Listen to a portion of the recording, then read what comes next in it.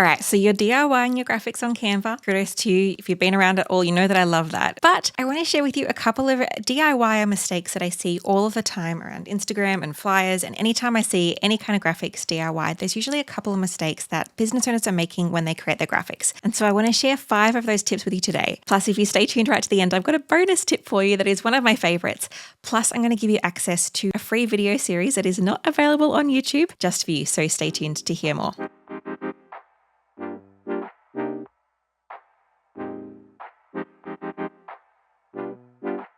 So hi, if we haven't met before, my name is Jacqui and I'm a graphic designer who loves teaching business owners how they can create their own incredible brand and graphics. And today we are quelching and fixing a lot of the DIY design mistakes that I see. So the first one is I see it less these days, but I'm going to be honest, it still crops up and I need to make sure you do not do this. And that is, do not use cursive text in all capitals. Cursive text is that beautiful, joined, lovely flowing text that is designed to be joined. And so many times I see business owners just making this text in all caps, which defeats the purpose because all caps means that there's no longer this beautiful joining thing. And it's so hard to read. If you see this graphic here, cursive isn't designed for this. It's not easy to read. It looks ugly, it looks kind of jarring, and it doesn't work. And as a graphic designer, I can guarantee that this is not a thing you should be doing.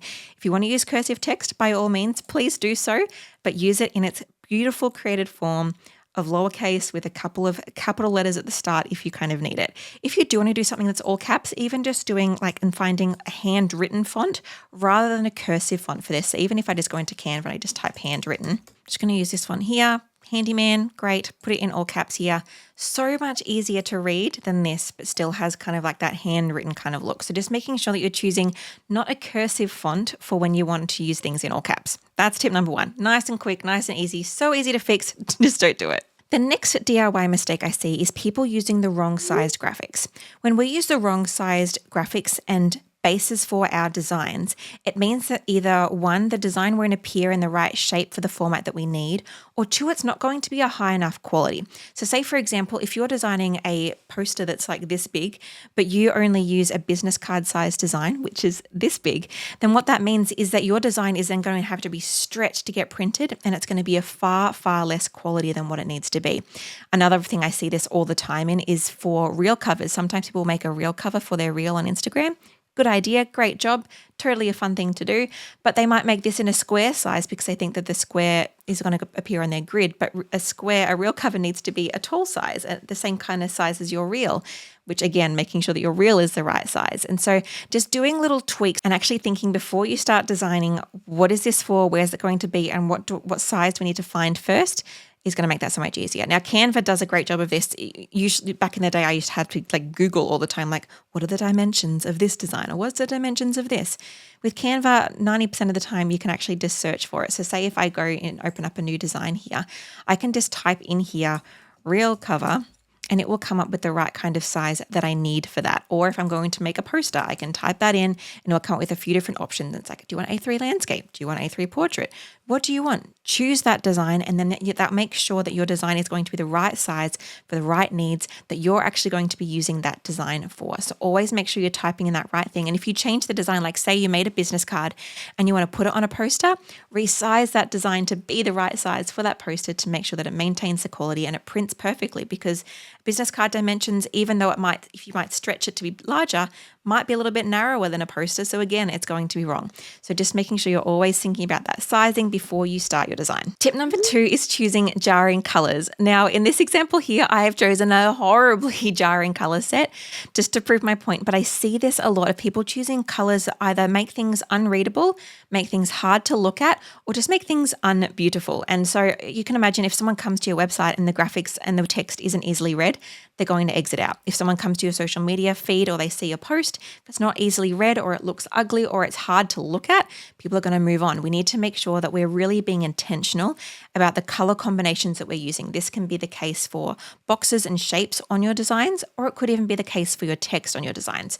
Say, for example, these 2 colors are too similar in their tone that it's just not working. I need to make sure that I'm always pairing things with a darker and a lighter version, or I'll show you a few different combinations. So firstly, I could change this color to being like a lighter color of my blue, that works fine. Even this tone of my blue works a lot better than this brand color of my blue. So just noting that you can just tweak things and change them to be a little bit lighter or darker. If I was inside this version, I could actually click on this little add new color button here, not to add a new color, but to actually just, well, it's not adding a new color, it's adding a lighter version. So I could just drag this little circle here around until it starts to become more visible. Remembering that you just typed out this text so you can read it easily, but that doesn't mean that a stranger coming onto your website, your social media, or your flyer for the first time knows what that says. So we want to make things as readable as physically possible. So changing things to be a different, brighter color is one great way to do that. Another great way to do that is even just to add in a color behind. So if I add in a rectangle, I've just pressed R on my keyboard to insert a rectangle. I can pop that here and have that being behind my text. I could make then this make this box a lighter color so it's even more readable. There we go. Now this is fun to look at, or at least it's readable and isn't going to drag you away. So just always making sure that when you're designing a graphic, your badness might not be as bad as the example I've just given, but just always double checking. Can someone that hasn't just written this text read this really quickly? Do the colors not jar together? And like, for example, if you're choosing brand colors that are quite bright like mine, sometimes you need to use them in a slightly different way. So if I'm going to add a new page in here, you might instead have a lighter base as your background for your graphics, and then choose fun elements and graphics and pair them together in a fun kind of way with those bright colors. So say, for example, I could make this purple, and then I could add in some fun different brand elements that maybe had my different colors in it. But if I was to use these two colors on top of each other, it doesn't work. But if I use these colors kind of together, but not actually touching, it works really beautifully. So that's one thing to remember as well. I have a whole video on how to test your color palette. So make sure you head back to the tutorials and have a look at that one, because it's going to be really helpful if you are in that process of trying to work out if your colors go together. All right, another big DIY mistake that I see is fonts just not working together because you've either picked too many fonts or they're too busy. You'll see in this example here, we've got 3 different fonts, but because they've all got what I call a large personality, then they're fighting against each other. So what we need to do is, instead of having lots of fonts that are trying to say too much, we have some fonts that say a lot and some fonts that don't say a lot. I'm going to show you an example in a moment, but I just want to re-emphasize why this isn't kind of working, because this beautiful font here is saying like really soft and flowy and beautiful. And this font is saying like cowboy, Texas, outback kind of vibes. And then this one here is kind of doing more of like a handwritten, like teacher kind of vibes. Each of these fonts is just saying a lot, and it means that they're jarring against each other. They're trying to say different things and promote a different message. And for you as a business owner, for example, if you're putting out too many different messages with your fonts, it's going to get confusing and people aren't going to understand what your business is about and what you're trying to communicate. And so as a business, we want to actually think through what is the main vibe or feel of a business to have, and then collate fonts that are going to work together to do that. And so, for example, this one here, a little bit less interesting, you might say, but it says the same thing. Like for this kind of brand, you would think it's kind of a more minimal, upper class kind of brand. This one here, you actually have no clue what this brand is trying to say. And so what I've done is we've added a lovely cursive font. We've added a similar voice font to the cursive fonts. These fonts are, in reality, they're quite different, but because they've kind of got a similar voice, then it helps the same message to be communicated and helps the fonts to work well together. And then what I've paired that with down here is a low voice font. So it's a font that isn't saying a lot. It doesn't have a huge personality. It's not trying to take over the party. It's just trying to back up what you're already saying. I've got a whole video on fonts I'll link here. So just make sure that if you're picking your fonts, you watch that to kind of help you work through that process. But in essence, big mistake I see is people either pairing too many fonts together or too many fonts with big voices. Try just to kind of tone things down, pick a font that might have a big voice, but then pair that with lots of low voice fonts, or even just the same font, like just use one font everywhere. You can totally do that as well. There's no strict rules around this. We should make sure things go together and they're sharing the same message and it's not overwhelming your graphic. The 5th mistake I want to share with you today before I get to my 6th bonus tip is all about margin. This is a really huge one for people that are DIYing their graphics, and that's leaving space. Oftentimes when we're creating a graphic, we feel like we need to fill in all the spaces and it needs to be full and it needs to be communicating everything.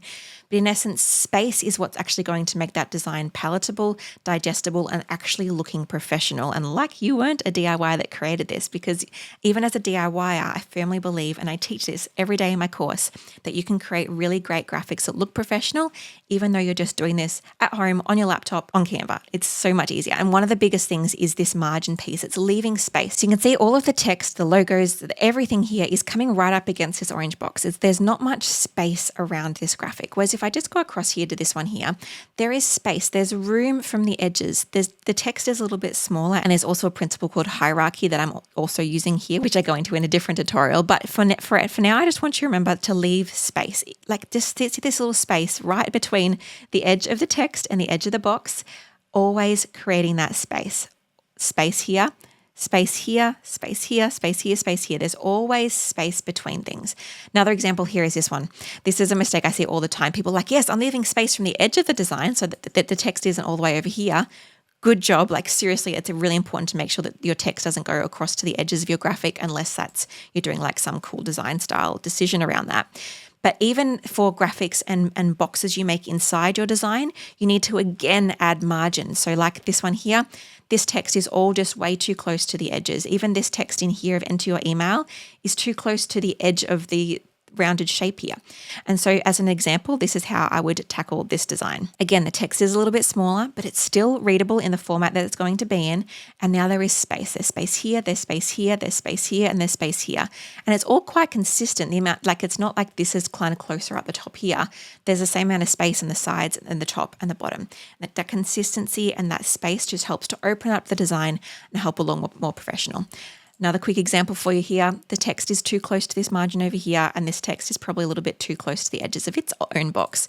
Again, just bringing things in. So there's space here, and I've done like a design decision to have a lot of space up here and a lot of space down here. Just remember, always, always, always, always, always leave margin, whether that's around the edges of your graphic as a whole, or whether that's around the edges of parts inside your graphic to keep that space and that openness, that breath of fresh air helps not to overwhelm your audience and helps your designs to look so much more professional in just a couple of clicks. All right, now for that final tip that I wanted to share with you as a bonus. It is my favorite tip, but it's a little bit more tricky to learn, but it is so, so important, and it's going to save you so much time when you're creating your graphics.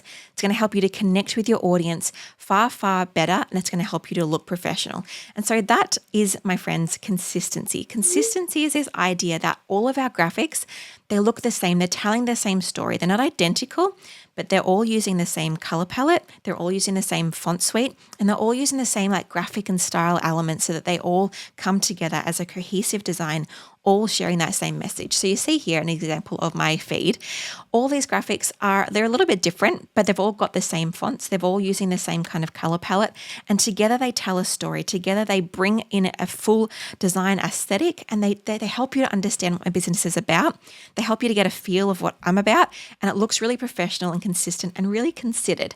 Whereas this example here, all these designs in themselves are actually fine. Like I just collected a few different random Canva templates, and they're all actually good designs, but because there's no consistency in the style, in the feel of the graphic and what it's trying to say, the colors used and the fonts used, then it looks really haphazard and it's telling no story. And as a business, we need to have consistency for people to learn to trust us, for people to learn to connect with us, for people to be like, oh yeah, I understand what this person is about and I connect with that. Hit follow or hit buy or hit whatever you're trying to get them to do.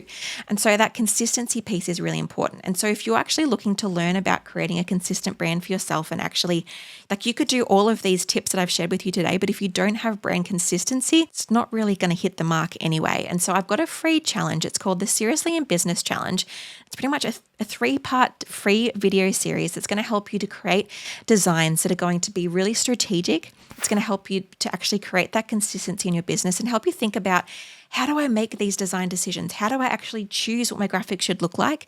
And how can I create graphics that are going to be strategically attracting my audience, communicating my message, and making the sales that I so desperately need? So make sure you jump onto that challenge. You can start right now. You can binge all 3 videos straight away, or you can catch one each day, and you're going to absolutely love it. And I can't wait to hear what you think. So thank you for joining me for today's session. I hope that's been useful for you. Remember that little tweaks can make a huge difference when you're DIYing your graphics. And if you want that support, make sure you head to the Seriously in Business Challenge. Just go to DIYDesignMyBiz/Seriously Challenge. All the links are all in the description below. If you enjoyed this video, please make sure you hit that subscribe button for more incredible tutorials and content. And let me know inside the comments which of those tips was your favorite, because I would love to know which one you're like, I really should probably get that fixed in my own business. I'll see you next time for another video. Bye.